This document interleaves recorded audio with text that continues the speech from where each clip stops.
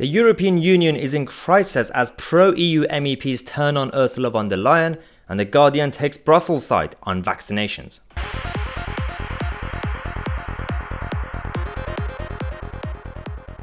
Hello everyone and welcome to today's program. Before we start talking about the European Union being completely divided on how they've been handling the recent situations with the United Kingdom, the contracts with AstraZeneca, just a quick reminder, I've been asking you guys to subscribe to the channel as it helps us grow, but also it helps you stay up to date. But I thought it's best to clarify, in case you're wondering, unlike the Times or the Telegraph or anything like that, subscribing to this channel is actually free. It just helps you to stay up to date with all the videos I have. In case you don't know how to do it, under the video, you could find the subscribe button, or you could go on the main page and click on the subscribe button and click on the notification bell next to it and click on all not personalized. That's the best way to do it. Now, let's get on with the video. Now, we all know Guy Verhofstadt. He's one of the most outspoken liberal MEPs. He's a federalist. He actually wants to have a United States of Europe to be in place as soon as possible. He's been very supportive of Ursula von der Leyen's leadership and everyone else in the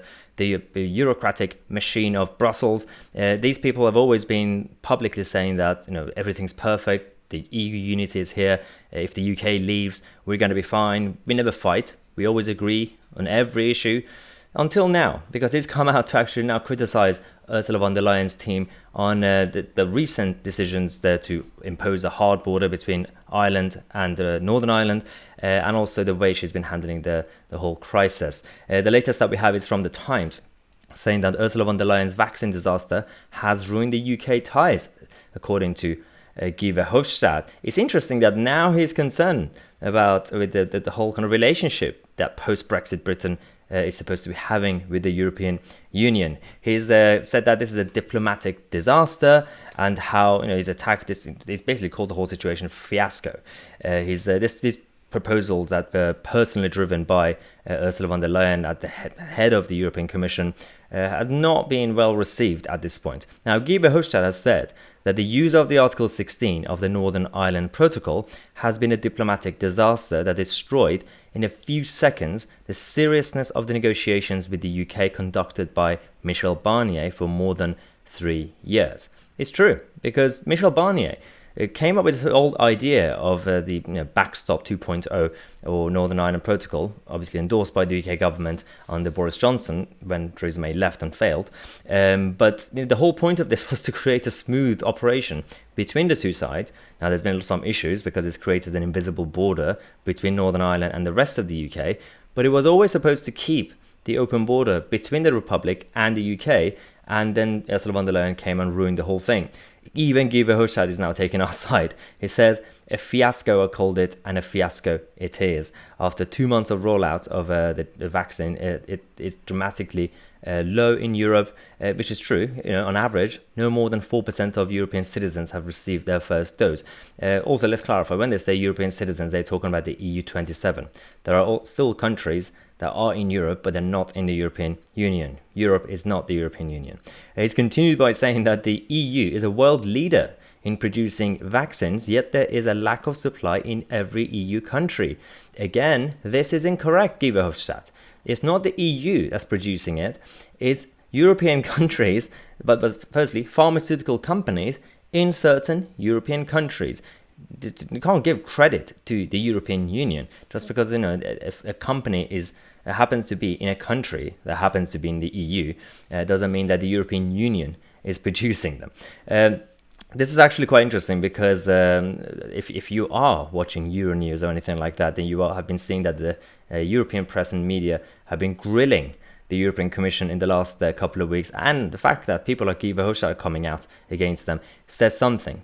But if you're a Remainer, don't worry. If you still love the EU, The Guardian is taking your side. The Guardian have come out to write an article against Brexit Britain's victory over vaccines, saying that it's not what it seems. All this success that we are seeing from Brexit Britain on this issue, it's not really a success, guys. It's an illusion. And basically, they've explained in this article saying that there's a very big but. The UK success is really an illusion, because to be fully effective, the vaccine requires 2 doses, and only 0.80% of the UK population have received both shots, less than that of France, which is 0.92%, and again, also Denmark, which is 2.87%. Ooh, you've got some stats and data to say that, oh, well, look at us, we've vaccinated a lot of people, but not both doses.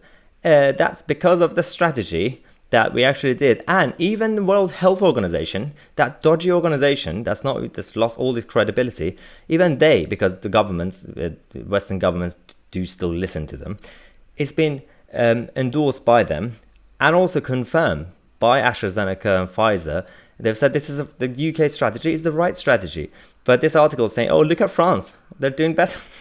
That's not how it works. Then they continue by saying that the EU does not have and never will have the flexibility of a country. Ooh, well, that's true. So what does that mean? The EU is not working, or you're still going to defend them? Because the article says that it is not even a federation, but a simple confederation, which only has the powers that its member states are willing to give it. So again, I don't understand this, because they have actually said in this article that the EU has had no experience in public health before the start of the pandemic. Really? I'm not really sure this is how you should see the world. All governments and their health departments have been preparing every year, every day, for potential pandemic. It's the same thing with the nuclear teams and everything else around the world. You have to be prepared. So does that mean the European Union has had no experience, but now you're saying that the European Union are very good and have been acted in a very, very right way? It makes absolutely no sense. The Guardian is completely all over the place. But again, this is the paper that's been endorsed by people like Jolyon, Maugham, who thinks just because he's a lawyer, he knows everything. The Evening Standard has now confirmed that Jolyon Maugham has now been blacklisted by his law firm, one of the top firms, Allen and Overy, because of the whole Foxgate that happened Boxing Day 2 years ago, I think now. Paul Fox lost his life because of Jolyon. So he's actually been blacklisted. He's lost all his court cases against Brexit. Brexit happened. He couldn't stop it. And now he has no purpose. So all my thoughts are currently with Jolyon Maugham.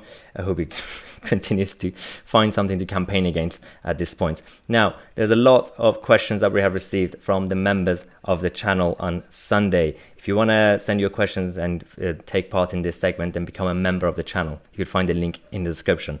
But first, let's go to Greg Jackson, who said, do you think that member nations will put their own international reputations before that of the European Union, given the way Brussels is behaving towards the UK and Northern Ireland right now? And should Macron lose his election with France in the next, in the upcoming election? Well, so there's a thing in terms of EU member states who have decided to go rogue. We have Hungary, who's signing contracts for the jabs with Russia and China. We have a number like Italy doing their own thing.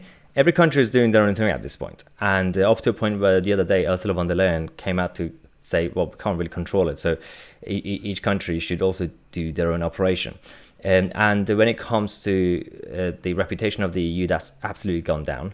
This is why there's a rise in Euroscepticism across Europe, from Italy and Greece to even France and the Netherlands.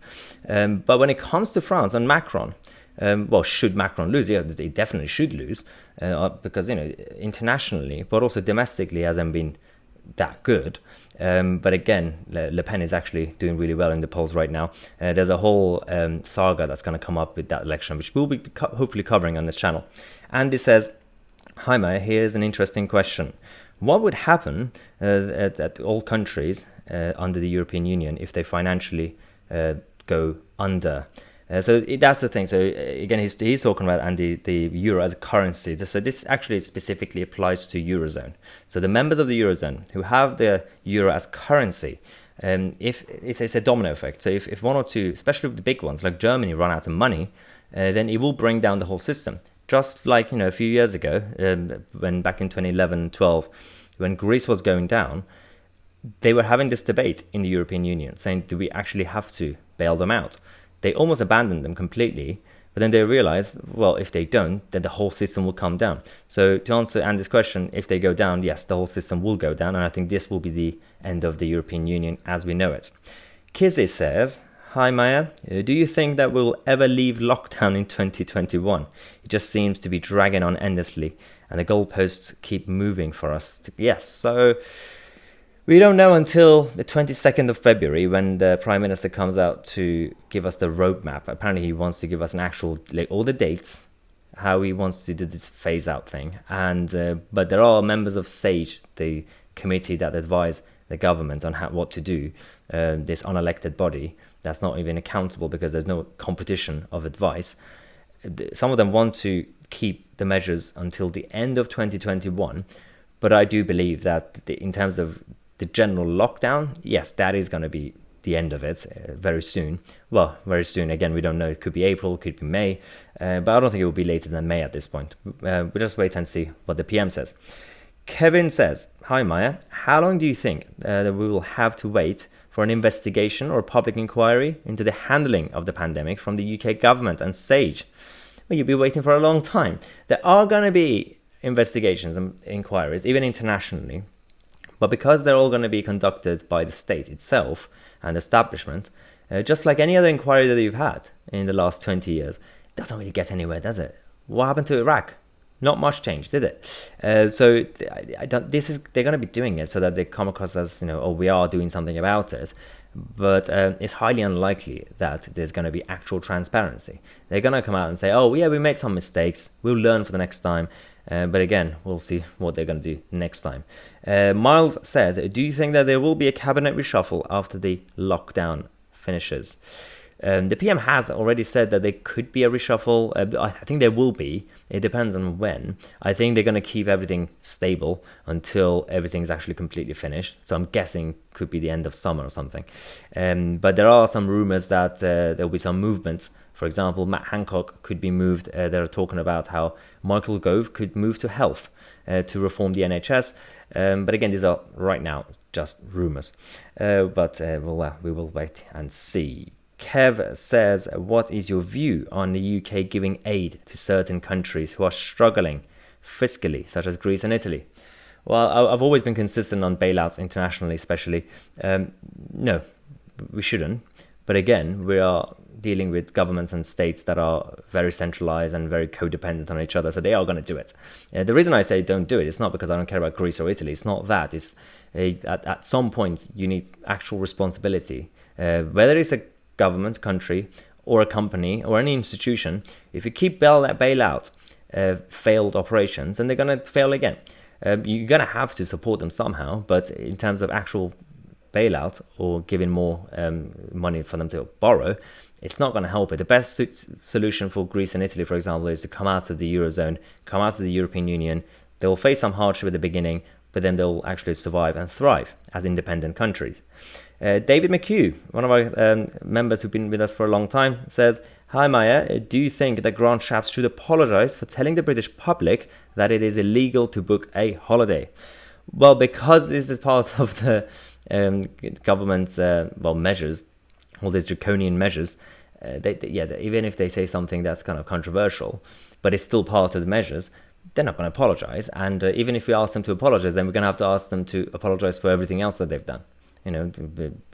Destroying small businesses, the hospitality sector, and everything else like that, or flip-flopping on schools reopening. So I'm not really sure he's going to be doing that. But again, they're going to just justify it by saying that, well, this is all part of our clampdown on international travel.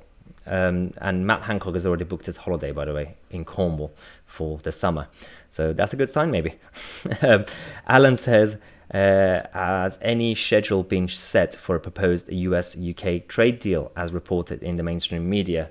Nothing as of yet, because Joe Biden as president has come out already to say that he does not want to prioritize international trade, not just with the UK, with anybody else, because he wants to put America first. We've already made fun of that because he now thinks America first is good.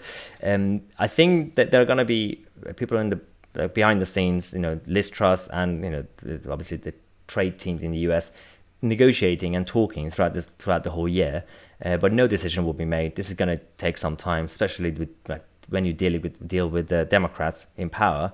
You're not going to have any trade deal anytime soon.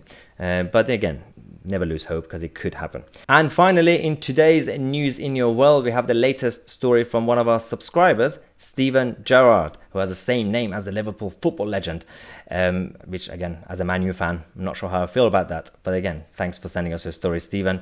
In this email, he talks about 2020 and how it was a tough year on him and his family. He lost his father in January and his mother in April. And like everybody else, he's also been struggling with everything during the lockdown. But towards the end of the year, on Boxing Day, which happens to be his parents' wedding anniversary, and he actually says that it's a long-standing joke, was that they got married on Boxing Day and were boxing ever since, is that he received some good news from his youngest niece, that she was pregnant, 12 weeks pregnant on that day, which again, as he said, he actually gave some sort of positivity to his life and his family in general, which again goes back to the whole old saying that regardless of what happens, the ups and downs in life, eventually the light at the end of the tunnel will come towards you. So thank you so much, Stephen, for sharing us your positive story, and I'm glad things are better now and hope everything gets even better after the lockdown.